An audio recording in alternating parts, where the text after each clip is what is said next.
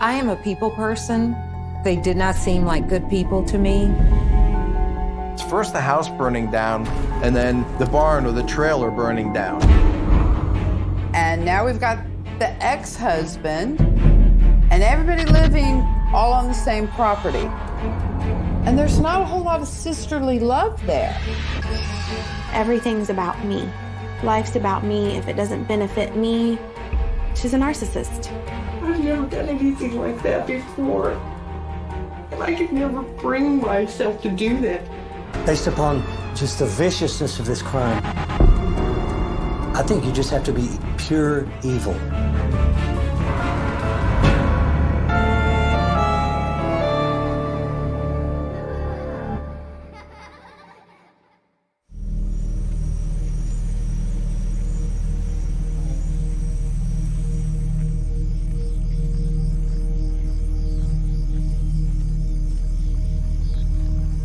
I was one of the first investigators called out to the scene.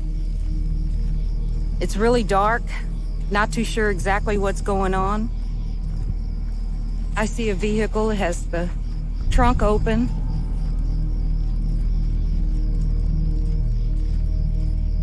There's a body in front of the vehicle. Looks like it could have been hit by a fast-moving vehicle. As I get closer, I notice the front left tire is slightly low. There's a jack. Maybe they were changing the tire. I don't see any skid marks. I don't see any glass. I don't see what should be here for a hit and run. There's something else going on.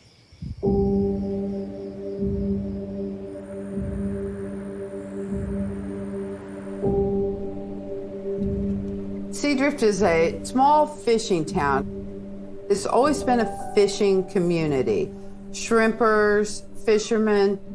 People you'll find in Seadrift want a slower lifestyle. I'm Tanya French.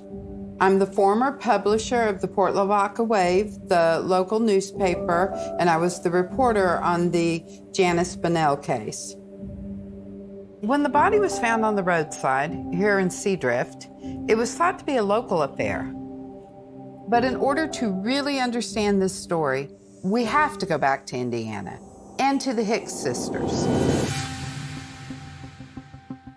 My parents were David Edward Hicks and Catherine Louise Bradbury. My parents got married April 5th, 1952, and they settled in Indianapolis. 4 years approximately after they got married that they started having us children. There was a total of 5 of us kids. David was the oldest, then I came along, and then Denver was after that, and then Janice was born, and the youngest was Richard. My closest sibling would have been Janice. Janice and I shared bedrooms when we were growing up. We both had an interest in arts and crafts. We done a lot of crocheting and quilting. They had a 6-year age difference, but they were very close, although they were very different in personalities. Betty is the more outgoing of the two. Janice is more reserved, where Betty drew the attraction of the boys. Janice was more of a homebody. The two sisters stopped spending a lot of time together when Betty got married in 1974 at the age of 16. I got married and left home. That left Janice kind of abandoned. She didn't have her big sister around all the time. It left her feeling lonely. But I was married young, and that marriage didn't work out. When that marriage ended, she moved back home for a short period of time. Betty and Janice were spending time together, just like they did when they were children. But then, shortly thereafter, she remarried. She moved to Denver, Colorado, and there she had a daughter. I had my daughter, and she was the first grandbaby born. And of course, being a little girl was very special to my mom and dad. And Janice was very jealous of that, because even though Janice still lived at home, my daughter took her place as far as getting a lot of the attention. Janice was still single and living at home. And by this time, she's about 26, and she meets a young local guy, Charlie Sanders. They immediately fall in love and get married. She was very happy with him. He had a home, and that gave her the kind of life that she wanted.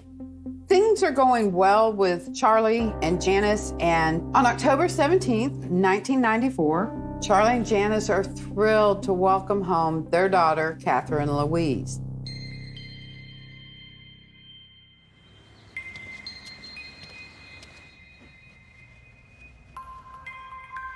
My mom, I think all she ever really wanted out of life was to be married and have a baby.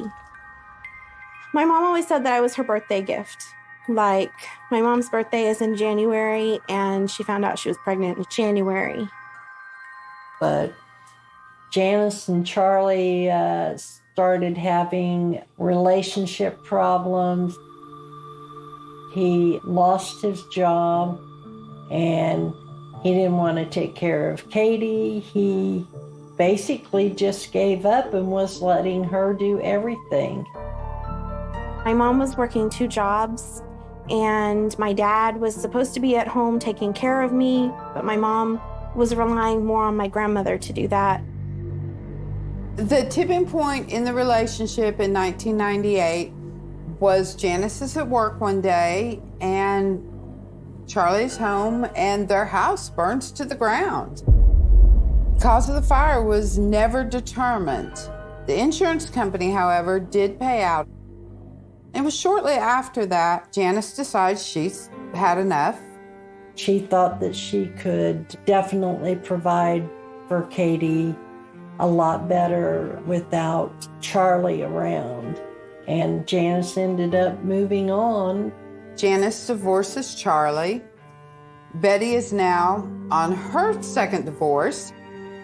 So Betty moves back home to Indiana, and once again, the sisters are close.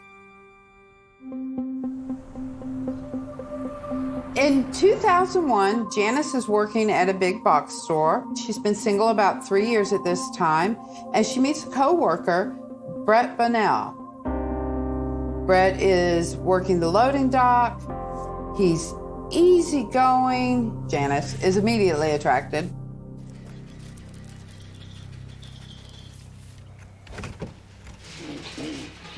Brett was one of these guys, when you was down and out, he was the first one there to help you. He was a good dude. He was wanting another family because his mom and dad went through a divorce. I think he was looking for the fairy tale. Brett grew up in a pretty strict household. Mother took care of the household and the finances, and Dad took care of the farm and the hogs. When I met Janice, it kind of reminded me of Brett's mother. She would talk, and Brett would listen. I have really good memories early on from Brett. You know, we would play and laugh, and we would roughhouse and giggle, and he just was a really nice guy. I remember my mom came to me one day and she told me that Brett had asked her to marry him. And I remember telling her that, well, if you don't marry him, I will. He'd already kind of won me over at that time. On September 1st, 2001, Janice and Brett get married. I was already in love with Brett, and he was great, and he was a really great dad figure, and got to put on a dress, and it was a really pretty wedding. It was shortly after that that Betty wants to be close to her sister again. Janice and Brett have this beautiful farmhouse, plenty of space. Betty, who is now on her third husband, named Mike Roney, she convinces Janice to let them move onto the property. They move a mobile home onto the property, and all of a sudden the sisters are back as close as they've ever been. They're knitting together, they're spending time together. And there's a strange chain of events that started to unfold after Betty and Mike moved onto the property. Charlie, Janice's ex-husband, has started to have a string of bad luck. And Janice wants him to move onto the property. I think I was about 10 years old, and my biological dad came and moved in with us.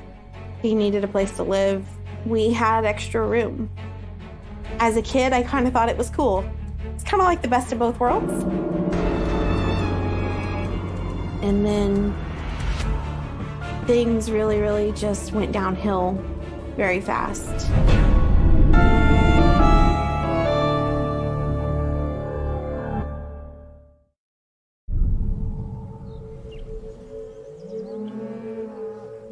In a strange turn of events, we've now got Betty and Mike Roney living on the property with Brett and Janice.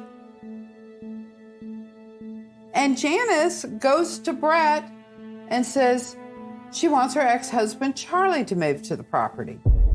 Brett wasn't happy about this, but he did what he could to appease Janice, and so they allowed Charlie to come live with them. Everybody thought this was strange, as most people would.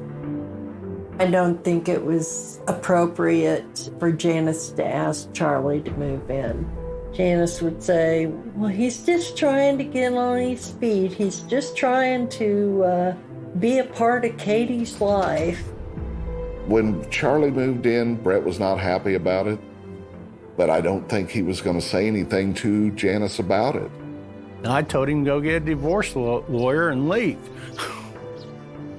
I said, you lost it. You're brain dead. He said, well, it's my house. I said, well, you done lost everything.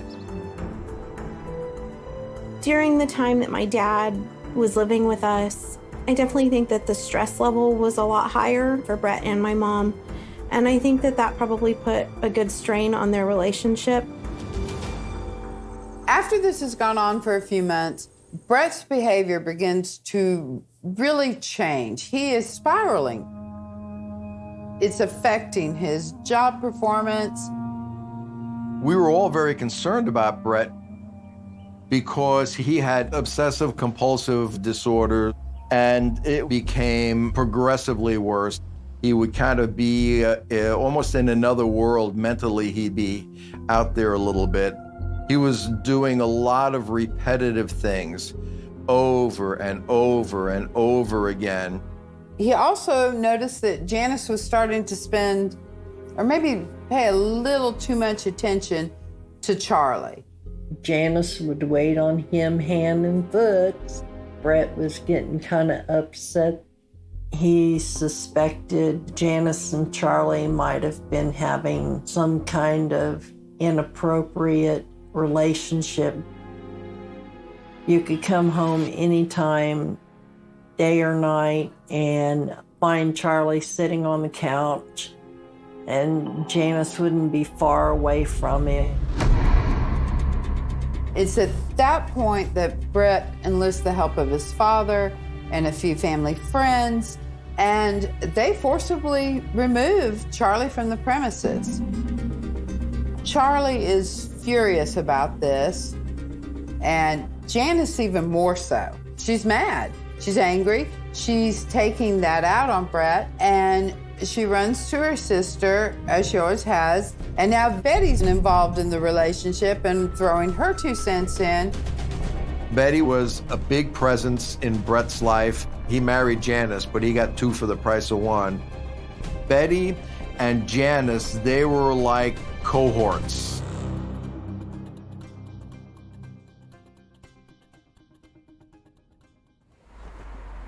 In 2004, the Hicks family experienced a sad time when their father dies of a heart attack. When my dad died, he was pretty much what held us 5 kids together. And then my mom was upset, and she just wasn't quite herself, trying to hold herself together. Then Mom passed away not even 5 weeks after that. I remember, and it was probably around noon. We went to my grandma's house, and she was still in bed. And I had gone back to wake her up, and she wouldn't wake up. She was done, huh? Yeah.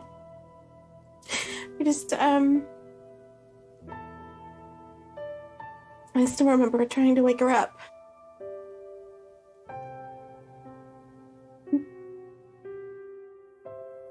The Hicks children have lost both of their parents in a short period of time, 2 months, and things begin to change when they discover that Janice's dad had named her mom as the beneficiary of his estate.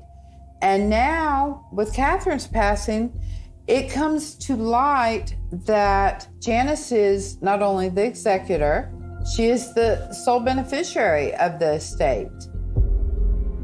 Then when Catherine died, before an autopsy can be performed, Janice makes arrangements and has the body cremated. To the family, that was very suspicious. There's no reason why she should have died. There was nothing wrong with her at the time. Not too long after Janice's parents passed, Brett's mother passed away of breast cancer. It was pretty devastating to him because he was very close to his mother. Shortly after Brett loses his mother to breast cancer, he comes into an inheritance of about $90,000. When Janice gets wind of this, she and Betty decide to start an embroidery business and convince Brett to finance this.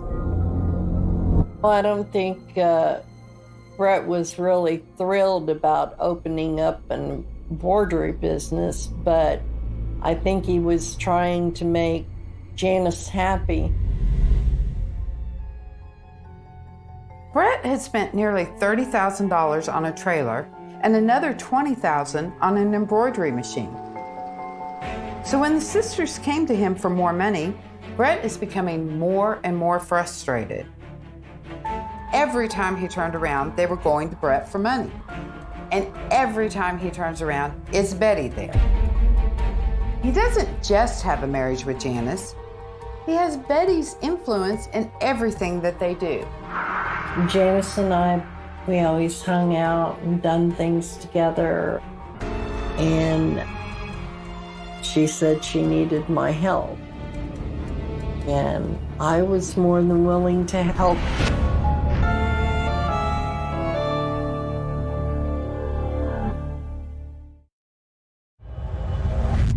In the fall of 2007, Brett is becoming more and more frustrated. He feels trapped between the two sisters. He's also no longer financially secure. I think he feels that Betty is turning Janice against him.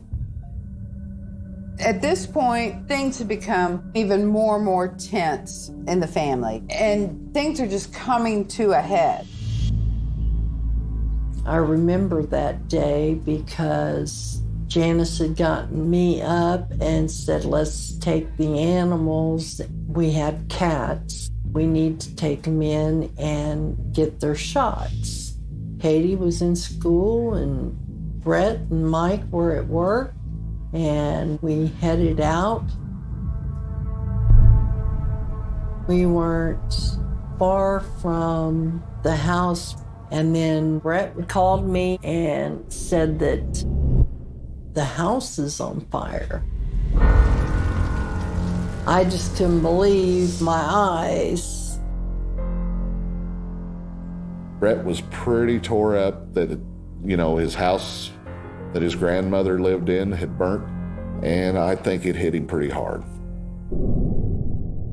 Shortly after that, the trailer that they had the embroidery machine in, that was torched. It's first the house burning down, which was like, okay, so maybe it was arson. But then you have the trailer burning down. Well, then again, that all of a sudden people's eyes started opening up. Oh my gosh, this is really bad. At this time, we were all really, really worried about what's going on with Brett. Brett was just at his wit's end. My mom and my stepdad were fighting a lot more. My aunt was in the middle of it. Things were not looking very good during that time. It's also about this time that Betty and her husband, Mike Roney, split up. I was having legal issues with being busted for marijuana, so I was getting ready to leave the state and go to Texas. Texas was supposed to be a state where they could not extradite you. Betty's looking for a place to escape and fly under the radar. She finds that place in Seadrift. She attempts to convince Janice to come with her. And I think my mom kind of saw that as a way to get away from Brett. I think she wanted to leave because of Brett's behavior. He wasn't the same sweet Brett that he was when she married him. So my mom told him, "You can stay here and just leave us alone." Brett came to me and he said, "Helmut, Janice is going to leave, and if I don't come, she's going to leave me anyways." If he stayed, he would lose his family. He would lose Katie. He would lose his wife, even though we knew that there were issues with his wife, but he did not want to lose his family.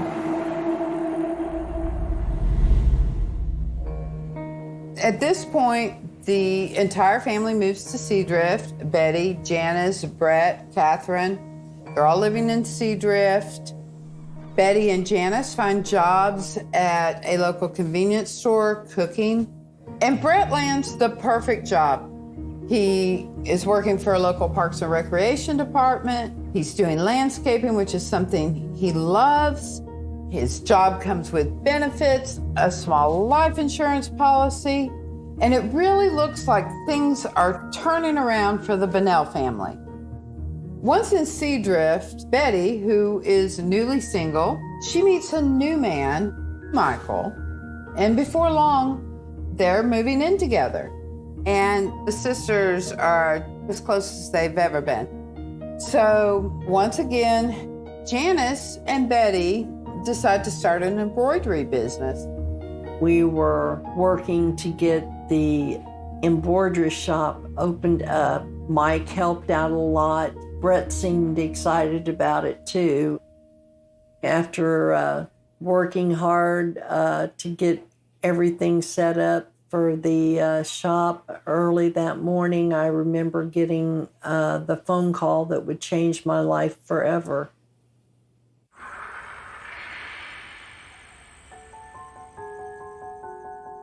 On the morning we responded to the call, the car was on the side of the road. It appeared to have a front left tire that was flat. There was a jack underneath the car, as if the driver was attempting to change the flat tire.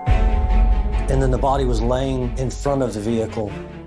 It could have been a hit and run, but several of us just said, it just didn't seem like this was what happened.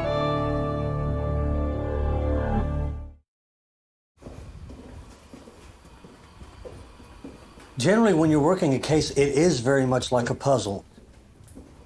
All right, the nail case, right? You start with pieces, and then other pieces will start to fall into place.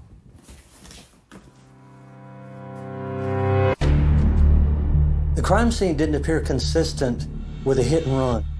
The fact that there was no pooled blood, the fact that you had no blinker glass, no headlight glass, anything consistent with a vehicle coming by, no paint transference. The front and the rear quarter panel were covered in dust. The driver's side door was inconsistent with that. It had clearly been wiped clean with some kind of rag. There was a wallet that was laying next to the victim. And in that wallet, the victim had their identification, and the victim was identified as Brett Bonnell.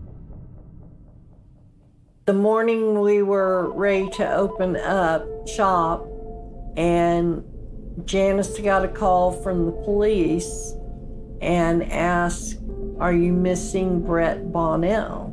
And she said, "Yes." She said, "I thought he went to work, or that's where he should be." I went out to the residence of where Janice Bonnell was living in a travel trailer, and we sat down at a little table and began to talk. Everyone handles grief differently. When I did break the news to his wife that her husband was found deceased out in the county, there wasn't much of a reaction from her. Janice's sister, Betty, was standing up, and what I noticed is that Betty started chain smoking. Before she could finish one cigarette, she was already lighting another one. I was nervous, fidgety, couldn't sit still, didn't know what was going to go on. And they told us Brett was dead. It was unbelievable. I was a nervous wreck. While I was talking with Janice, one of the first things I noticed was the smell of bleach that was coming from the trailer. The smell of bleach was so strong. Some people are very clean people. Some people have houses like that. Well, I wanted to get inside that trailer to see what was going on out of curiosity. And when I did ask if I could use the restroom, Janice told me no, they use the community restroom that's out there. 6 days later, the medical examiner does an autopsy and ultimately determines that blunt force trauma to the head is the cause of death. He couldn't positively determine the manner of death, but he privately suggested that it was from a hit-and-run accident. A few days later, they put together a task force of both state and local law enforcement. They conclude with the coroner's assessment and ultimately rule Brett's death the result of a traffic accident. I was so frustrated because I knew this was a staged crime scene. The body was laying slightly downhill in the ditch with the head toward the bottom of the ditch, but the blood appeared to be running down his back, which defies physics. Blood doesn't run uphill. It told us that he was beat somewhere else and dumped there. And also, it appeared to have been struck multiple times because of the various areas of the head that had trauma. But it couldn't have happened with one strike of a bumper. But the tire was flat. When we examined the tire closely, we saw that it had apparent puncture attempts in the sidewall of the tire, but it was unsuccessful. How did you feel when you heard the news? I love Brett. I care about Brett, and he means a lot to me. I was in utter disbelief, and I want to know what happened because this is wrong. He was killed. He was murdered. But it just, I don't know. I'm an emotional person anyways. I just can't help it. But didn't know this person. We had a... Do you want to take a quick break? Yeah, let me take a quick break. Yeah, that'd be good. Stand up and take a second. Yep, thank you.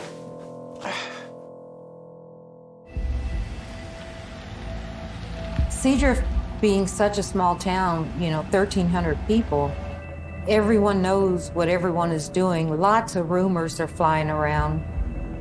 With all the rumors that are going on, drug-related, illegal immigration, cartel, different things, we knew we still had to get Betty to come in for an interview. How did you come about coming down here? Because I needed to get to warmer weather and get away from things and the bad atmosphere I was in up there. So I talked them into moving down here with me. Okay. What kind of bad atmosphere were you in up there? Just hanging around bad friends and everything with the drugs and stuff. And I was trying to get away from that. So. Okay. We found out when we started to dig in that Betty Romey had warrants for some drug possession and some a violation of probation out of Indiana. So what we did was we spoke to the district attorney's office, who contacted Indiana, and they agreed to make those warrants extraditable to where we could arrest her, throw her in jail, and she would feel the walls closing in on her once she got put in jail, and that might be a turning point.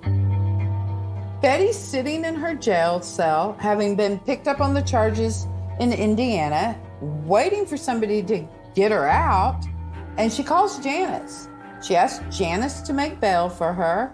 When I called my sister to get her to bail me out, she said pretty much her hands were tied, that I made my bed, I needed to lay in it, which pissed me off to no end.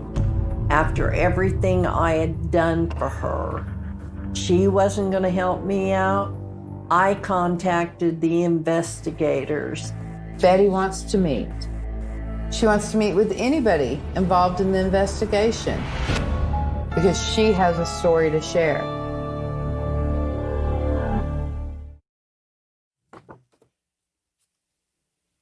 This is a picture of us when we were growing up in the trailer park next to our home, never believing what could happen to a family like ours. You can't tell it by these pictures.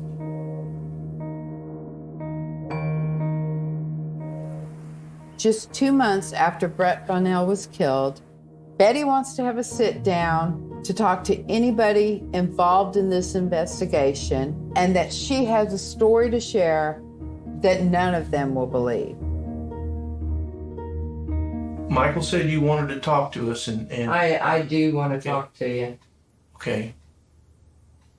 And just afraid of what's going to happen to me. I can tell you what happened and what I have involved in it. Okay. I didn't murder anybody. Okay.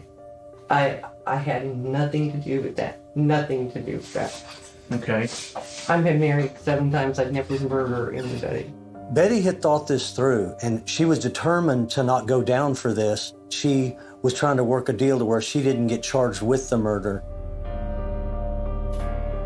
Janice and Brett were having a lot of problems. He had told her there was no way in hell that he was going to let her have a divorce or she was going to get away from him. I got a call at midnight. She called and asked me to come down. I went down and I walked in the trailer and Brett was laying dead on the bed. She had beat him with a baseball bat. When I walked into that house, it was like a horror movie.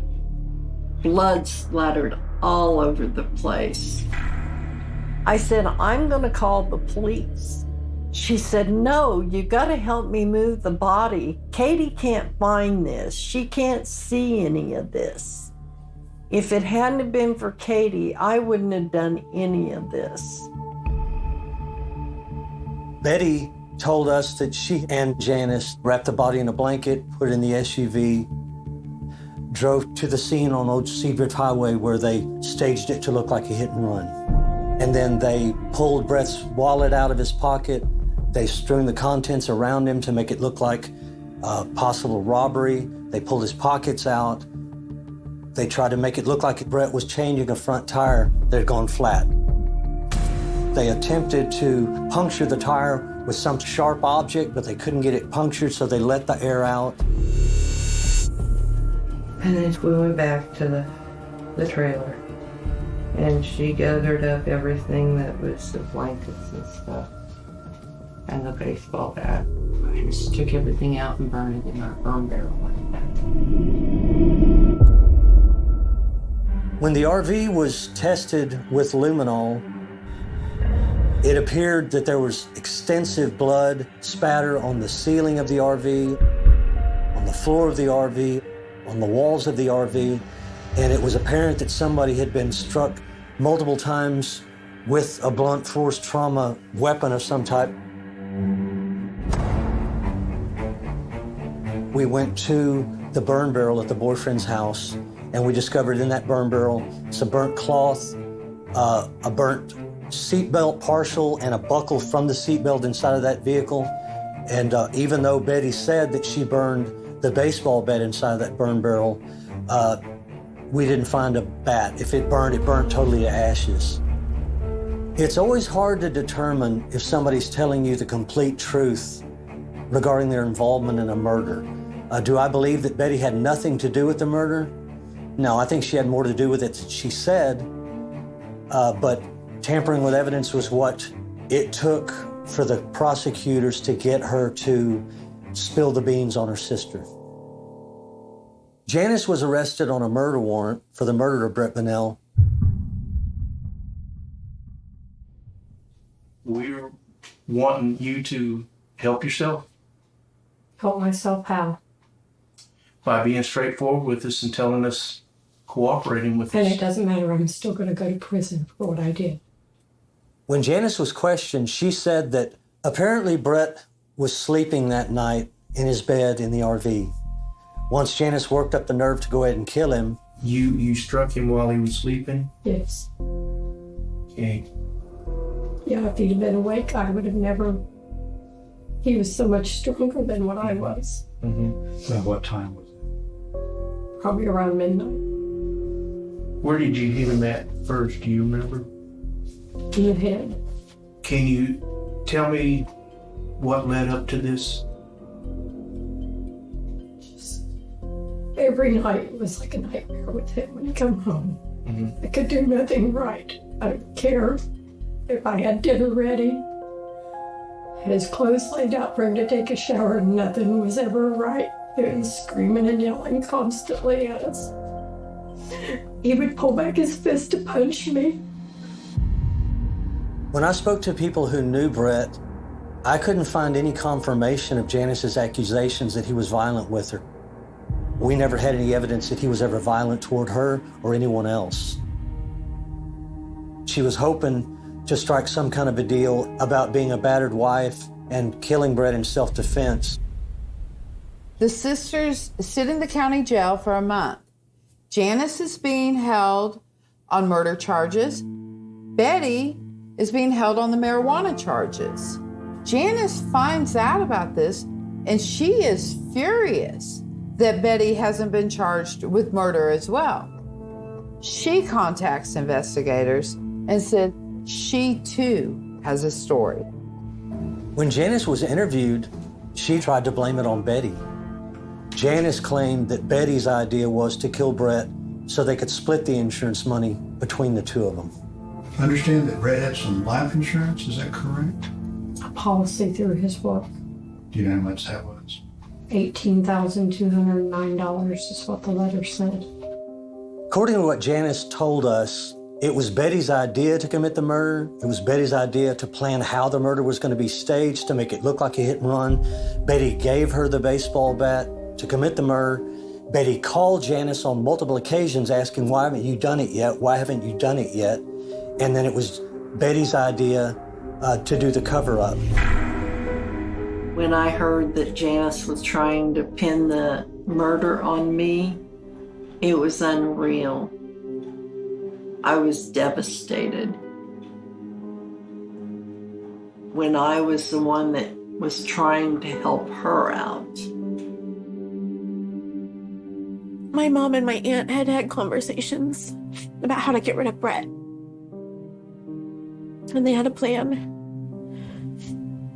I think I knew what they were going to do. I just never knew that they would actually go through with it.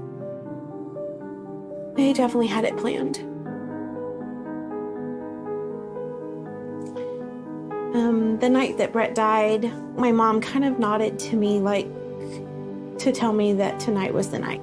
And I woke up in the middle of the night and my mom was like spot cleaning to make sure that she had everything cleaned up. And I sat up on the side of my bed and I just started crying.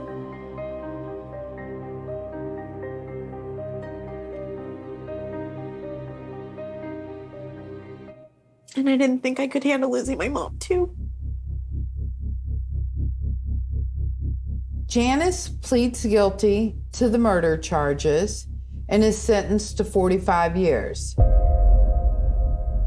Betty is sentenced to 3 years for tampering with evidence, only serving a year and a half behind bars. To this day, Betty has no communication with Janice. Janice was a master manipulator. I have no doubt in my mind that she was responsible for the fire with when she was married to Charlie, the multiple fires with Brett's family home, the insurance fraud, and I think she murdered my mom. She was responsible for everything.